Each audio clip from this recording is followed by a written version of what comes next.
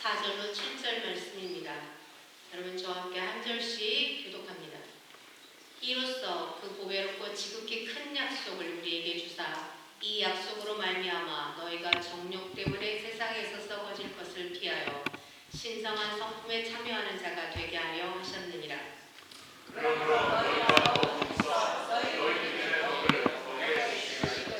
지식의 절제를, 절제의 인내를, 인내의 경건을,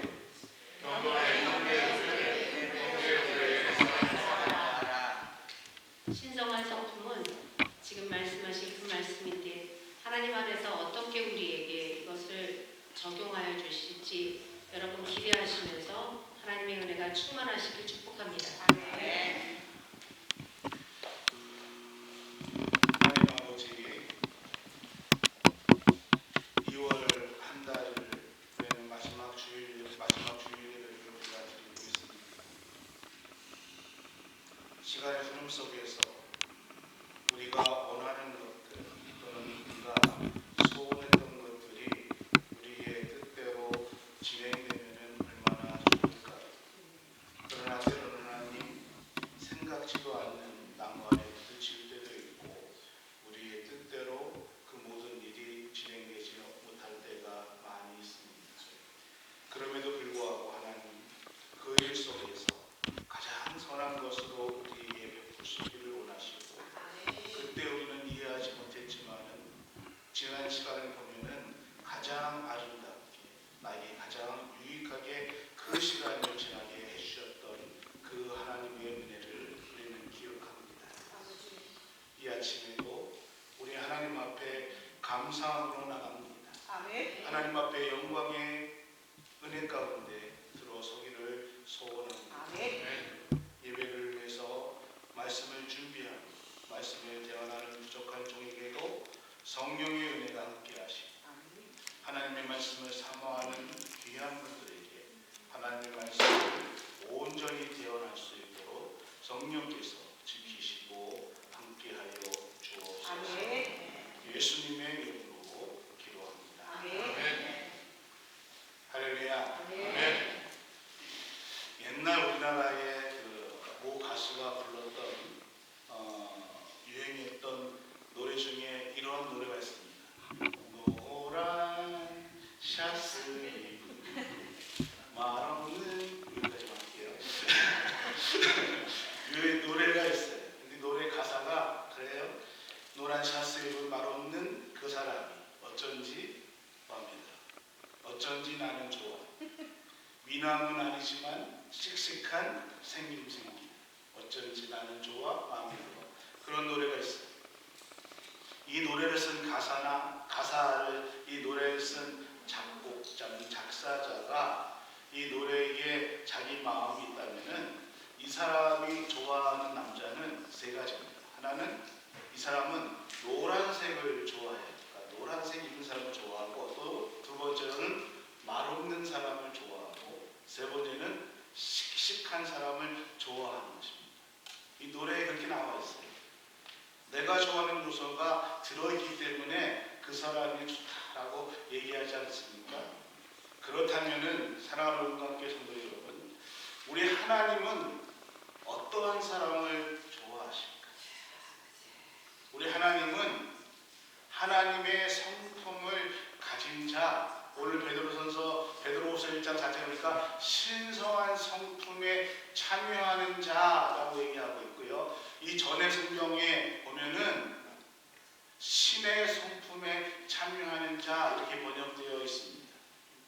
그러니까 하나님은 신성한 성품에 참여한 사람을 사랑한다, 그 사람을 기뻐하신다라고 오늘 얘기하고 있다는 것입니다. 4절 말씀을 다시 한번 제가 읽어드릴게요. 이로써 그 보배롭고 지극히 큰 약속을 우리에게 주사 이 약속으로 말미암아 너희가 정욕 때문에 세상에서 썩어질 것을 피하여 신성한 성품에 참여하는 자가 되게 하려 하셨습니다라고 얘기하고 있습니다. 신성한 성품에 참여하는 사람 또는 신의 성품에 참여하는 사람이라고 얘기할 때에 신성한 성품은 어떠한 것일까?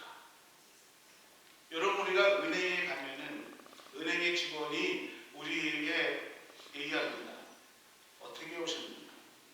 돈을 입금하러 왔는가? 돈을 찾으러 왔는가를 물어봅니다. 은행 직원이 우리가 은행에 딱 섰을 때에 학력은 어떻게 되십니까? 어느 학교에 나오셨습니까? 또는 나이가 어떻게 되세요? 우리에게 건강하십니까? 아프십니까? 이런 거 물어보지 않습니다. 얼마를 찾으실 것인지 또는 어떤 얼마를 입금하실 것인지를 우리에게 묻는다는 것이죠. 우리가 하나님 나라에 갔을 때에 천국문에 하나님께서 우리에게 물어보실 것이 한 가지가 있다면은 그것은 너는 얼마나 많이 배웠느냐? 세상에서 무슨 직업을 가졌었느냐? 어디 나라에 살다가 왔느냐? 어느 교단에 다녔느냐? 네가 건강이 어떠냐? 이거 물어보지 않습니다. 우리 하나님 우리에게 물어보실 것은 너는 예수님이 너희의 죄를 위해서 십자가에 달려 돌아가시고 너희의 죄를 사하시며 너를 구원해 주신 구세주로 믿고 있는가? 아멘. 이것을 물어보실 것입니다. 오직 믿음 외에는 우리가 구원받을 것이 없다는 것입니다. 그래서 예수님은 우리에게 언제나 말씀하셨습니다. 내 믿음이 너를 구원하였느니라. 오늘 사도 베드로는 이 믿음에 7가지를 더해야 된다고, 그래야 우리가 신성한 성품에 참여하는 사람이 될 수 있다라고 얘기하고 있습니다. 사도 베드로가 얘기하고 있는 7가지 성품은 5절서부터 6절, 7절 이렇게 얘기하고 있습니다. 그러므로 너희가 더욱 힘써 너희의 믿음의 덕의 지식을, 지식의 절제를, 절제의 인내를, 인내의 경건을, 경건의 형제의회를, 형제의회의 사랑을 더하라. 이렇게 7가지를 얘기하고 있습니다. 무지개가 7가지 색깔이죠. 빨주노초파, 나무. 이 7가지 색깔이 되지 않으면은 무지개라고 부를 수가 없습니다. 노래도요, 도레미파솔라시도 이 음이 있습니다. 이 음이 어울려져야 아름다운 음악이 되는 것처럼 하나님의 성품 또 신의 성품에 들어가기 위해서 이 7가지 요소가 합해져야 된다라고 우리에게 말씀해주고 있는데 그 첫 번째가 무엇이냐? 덕이라는 것입니다. 이 덕은 아레테라는 헬라어 단어로 기록되어 있습니다.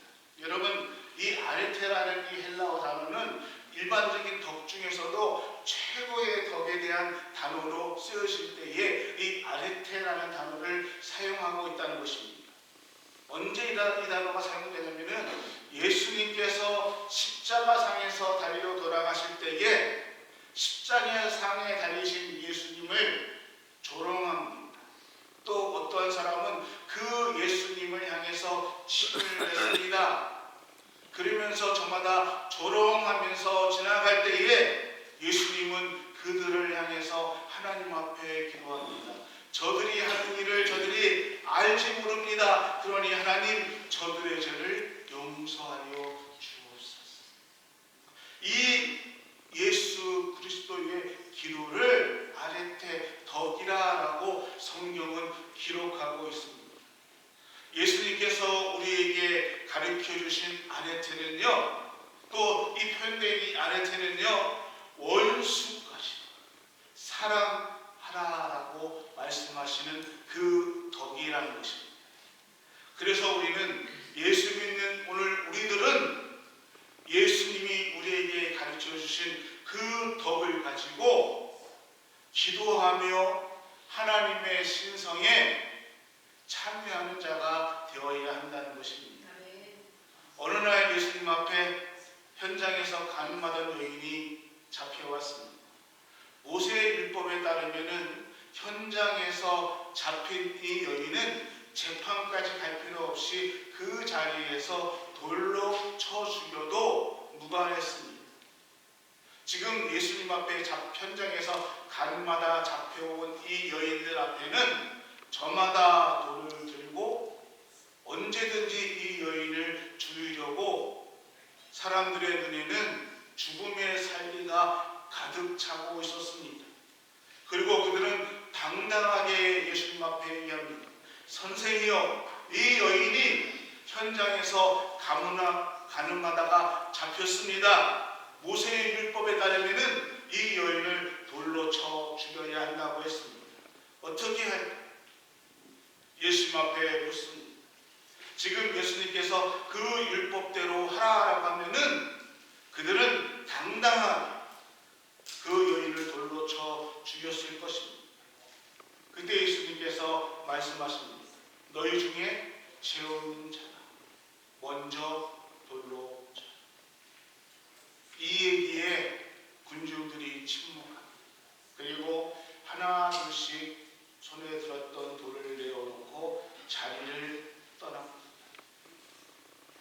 예수님과 이 여인 둘이 남았습니다. 그때 예수님께서 조용히 이 여인에게 말씀하십니다. 나도 너를 정죄하지 아니하리라. 가서 다시는 죄를 범치 마라. 예수님은 죄 가운데 있는 사람들을 위해서, 죄인들을 위해서 언제나 기도하시는 덕을 베푸셨던 분이십니다. 여러분, 예수님의 성품은 덕이십니다. 예수님은 늘 그 덕을 가지고 우리를 위해서 기도하시고 우리를 품어주셨습니다. 사랑하는 은각교 성도 여러분, 신성한 성품에 참여하는 사람은 이 예수님의 덕을 품어야 한다는 것입니다. 두 번째, 그 덕에 지식을 쌓아라라고 했습니다. 지식이 왜 중요할까요? 여러분, 아무리 믿음이 좋다고 생각하고 덕이 있다 할지라도 지식이 잘못 들어가면은 잘못된 길로 가기가 쉽기 때문입니다. 사도 바울은요, 예수님에 대한 지식이 없었습니다. 그래서 예수 믿는 사람들을 잡아서 옥에 가두고 그들을 죽이는 것이 자신의 최고의 선행이고 자신이 갖고 있는 믿음의 표출이라고 생각했습니다. 그것이 하나님을 사랑하는 것이라고 사도 바울은 생각했습니다. 그래서 열심히 예수 믿는 사람들을 잡아 가뒀고, 예수 믿는 사람이 있는 곳이라면은 먼 길도 마다하지 않고 그들을 차에 따라갔습니다. 그러던 어느 날 바울은 다메섹이라는 곳에 예수 믿는 사람들이 있다는 소식을 듣고 그들을 잡으러 가는 다메섹길 도상에서 예수님을 만났습니다. 자기가 그렇게 핍박했던 부활하신 예수님을 만나게 되었습니다. 그 예수님을 만나고 나니 자신이 지금까지 알고 있었던, 자신이 생각했던 모든 것들이 얼마나 잘못된 것이라는 것을 깨닫게 되었습니다. 그리고 비로소 그가 하나님을 향한 바른 지식을 깨닫게 되었습니다. 사랑하는 응학교 성도 여러분, 우리가 하나님을 바르게 믿으려면은, 그 믿음을 가지려면은 말씀에 대한 지식이 우리에게 있어야 된다라고 오늘 베드로 사도는 우리에게 말씀해 주고 있습니다. 솔로몬은 잠언서 8장 10절에서 이렇게 말하고 있습니다. 너희가 은을 받지 말고 나의 흉내를 받으며 정금보다 지식을 얻으라. 지혜 있는 자는 강하고 지식 있는 자는 힘이 더하니라. 여러분, 우리가 믿음의 덕에 그 덕 위에 지식을 세워야 하나님의 성품으로 자라날 수 있는 그러한 믿음의 사람으로 성장해 나갈 수가 있습니다. 그래서 믿음의 덕 위에 지식을 세워야 된다는 것입니다. 히스기야 왕은 불치의 병에 시달렸습니다. 그리고 그 당시 최고의 선지자였던 이사야가 히스기야 왕을 찾아옵니다. 그리고 하나님께서 당신을 이제 데려가시고 당신을 데려가시라고 예정했다면서 죽음에 대해서 얘기해 주고 있습니다. 이제 죽음을 준비하라라고 말씀해 주고 떠났습니다. 그러나 히스기야 왕은 아무리 하나님께서 예정하셨다 할지라도 내가 하나님 앞에 하나님을 의지하고 하나님 앞에 기도하면 하나님은 그 예정을 바꾸실 것이라는 믿음을 가지고 있었습니다. 하나님을 아는 지식을 가지고 있었습니다. 그래서 그 죽음의 예정 앞에 자신의 얼굴을 벽에다 향하고 하나님 앞에 눈물로 호소하며 기도했습니다. 하나님은 그 히스기야의 기도를 들으시고 그 죽음의 예정을 15년을 연장하시며 히스기야의 죽음을 연장시켜 주셨습니다. 하나님을 아는 지식이 히스기야의 생명을 연장시켰다는 것입니다.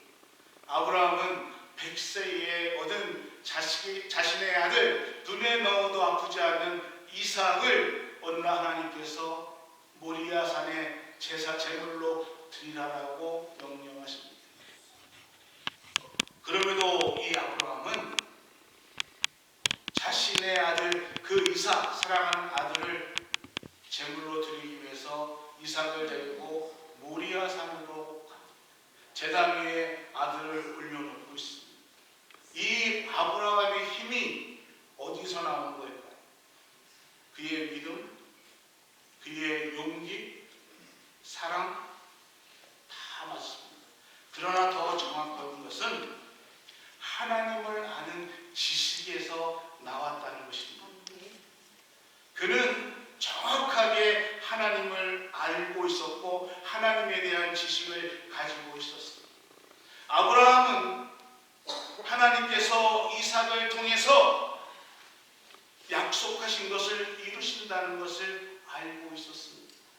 그래서 이 이삭을 내가 드린다 할지라도 하나님께서 이 이삭을 통해서 큰 민족을 이루겠다고 약속하셨기 때문에 이 이삭을 부활시켜 주실 것이라는 믿음을, 지식을 갖고 있었습니다. 그래서 히브리 기자는 아브라함의 이 믿음의 지식을 통해서 아브라함은 이삭을 바칠 수 있었다라고 히브리 기자는 얘기하고 있습니다. 우리나라 속담에도 있지. 아는 것이 힘이다. 꼭 이럴 때 반대하시는 분 있어요. 모르는 것이 약이다. 모르시는 분이 아니고 아는 것이 힘입니다. 여러분, 하나님을 아는 것이 나의 힘이고 하나님을 아는 지식이 오늘 우리의 믿음이고 우리의 힘이 되는 것입니다. 하나님의 성품은 지식입니다. 하나님이 주시는 지식은 우리에게 주시는 하나님의 성품이고 그 하나님이 주시는 지식을 통해서 우리는 신의 성품에 참여하는 자가 될 수 있다는 것입니다.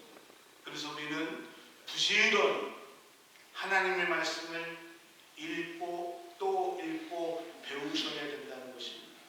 호세아 선지자의 말대로 하나님을 힘써 알아야 된다는 것입니다. 하나님을 아는 지식, 하나님을 알면 알수록 그 아는 지식이 우리의 힘이 되는 것이고 우리의 능력이 되기 때문입니다. 또 하나 제3의 성품은 절제입니다. 에크레이아라고 쓰는 이 절제라는 헬라어 단어는요, 자기 조절이라는 의미를 가지고 있습니다. 하나님의 성품 절제는요, 자기를 조절할 수 있는 능력이라는 것입니다. 하나님은 자기를 조절할 수 있는, 그렇게 절제할 수 있는 사람을 기뻐하십니다. 젊은 시절 모세는요, 믿음이 누구 못지않게 갖고 있었습니다. 그런데 그에게는 혈기가 있었습니다. 그 혈기를 절제하지 못하고 어느 날 그 혈기에 분이 넘쳐서 사람을 죽이는 살인죄를 저질렀습니다. 우리 주변 애들 보더라도요, 때로는 자기의 화를, 분을, 자기를 조절하지 못해서 평생을 쌓아놓았던 여러 가지 일들을 실패하거나 망치는 분들을 종종 볼 수가 있습니다. 신앙에도 그렇습니다. 평생을 잘 쌓아놓았던 신앙, 믿음을요, 절제하지 못해서, 그것을 조절하지 못해서 그 믿음을 무너뜨리는, 신앙을 무너뜨리는 안타까운 일들을 우리는 교회 생활에서도 볼 수가 있다는 것입니다. 여러분, 모으기는 힘듭니다. 쌓기는 정말 힘듭니다. 근데 흐트러버리는 것은 어쩜 그렇게 쉬운지 모르겠습니다.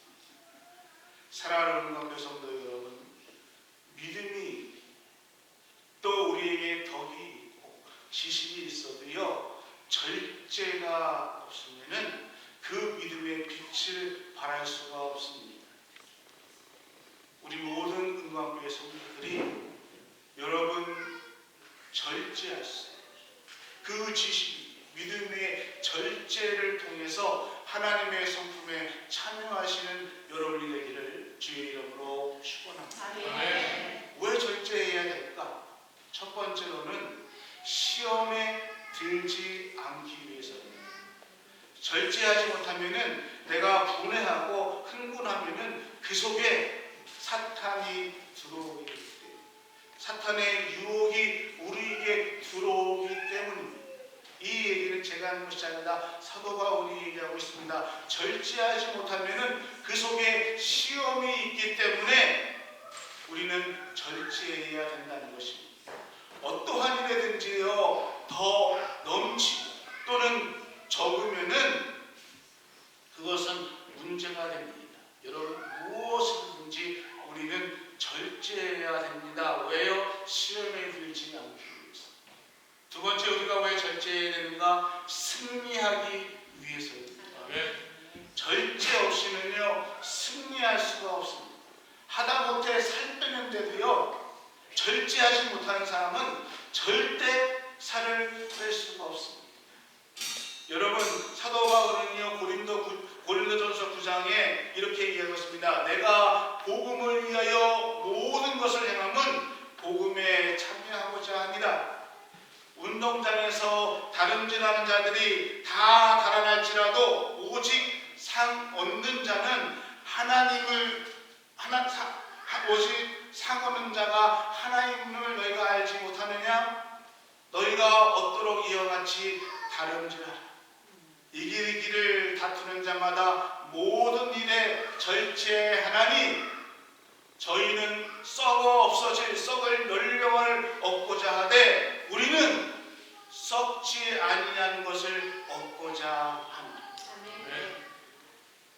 영광의 승리를 위해서, 썩지 않는 열관을 얻기 위해서 절제하라라고 얘기하고 있습니다. 하나님의 성품은 절제입니다. 여러분, 절제하면서 믿음으로 승리하며 사랑, 하나님의 축복 안에 거하는 여러분의 삶이 되기를 주의 이름으로 소원합니다. 네 번째 성품은요, 인내입니다. 베드로는요, 오늘 말씀은 아니지만은 베드로전서 3장 9절에 주의 약속은 어떤 이에 더디다고 생각하는 것 같이 더딘 것이 아닙니다. 오직 너희를 대하여 오래 참으사 아무도 멸망치 않고 다 회개하여 하나님 앞에 이르기를 원한다라고 얘기하고 있습니다. 하나님은요, 우리 모두 아직도 하나님을 믿지 못하는 그 사람들이, 열방들이 하나님 앞에 돌아오기 위해서 지금도 하나님은 인내하신다. 지금도 하나님은 오래 참고 기다리고 계신다라고 사도 베드로는 이야기하고 있습니다. 여러분, 우리의 믿음에도 이 인내가 있어야 됩니다. 인내가 있어야 우리의 믿음이 더 성숙한 믿음, 참된 믿음이 될 수 있다는 것입니다. 성경은요, 우리의 구원의 기쁨을 위해서 십자가의 고통을 스스로 담당하시고 우리의 구원의 기쁨을 위해서 기꺼이 그 십자가상에서 물과 피를 다 쏟으시면서 인내하시는 그 예수 그리스도의 인내를 온전한 인내라라고 히브리 기자는 말하고 있습니다.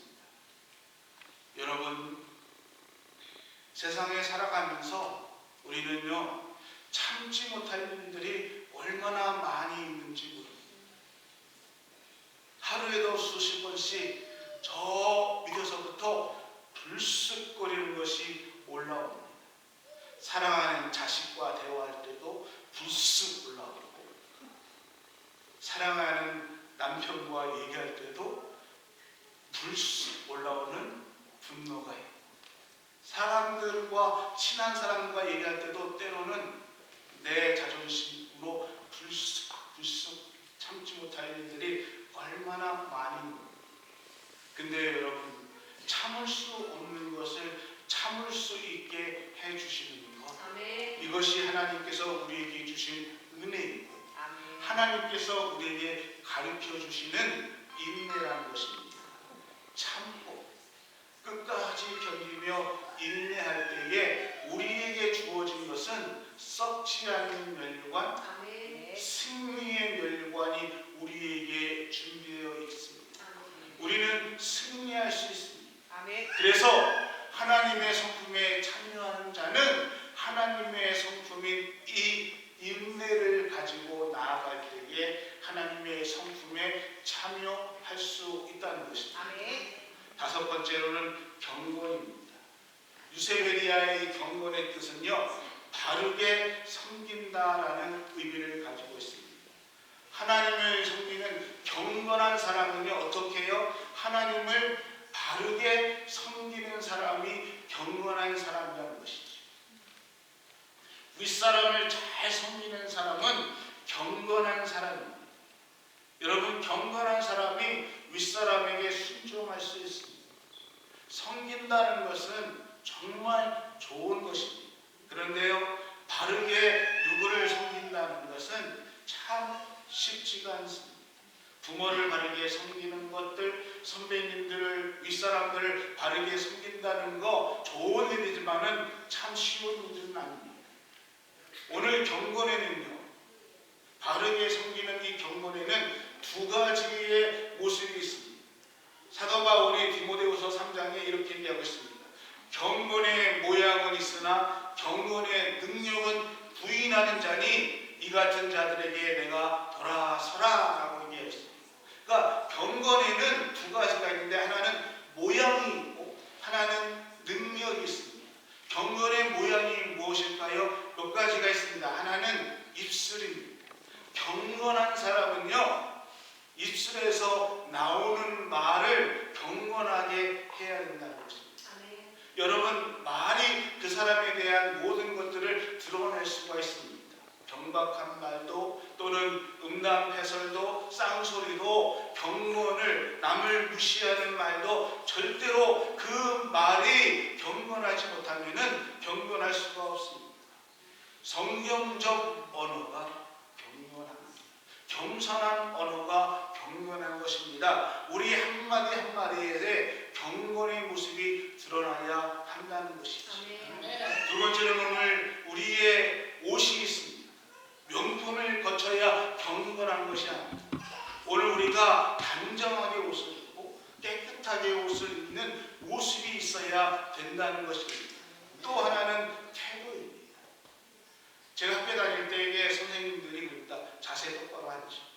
어떠한 일에 있어도요, 누구와 될 때도요, 생각해 보십시오. 내가 회사에 면접하러 가서 그 면접하는 사람 앞에 앉았는데 다리를 질질 떨면서 뻥 딱딱 짚고 있으면은 그 사람이 면접하는 사람이 좋은 점수 절대 안 주시죠. 나가시죠. 자세를 바르게. 여러분, 태도가 경건에 중요하다는 것입니다.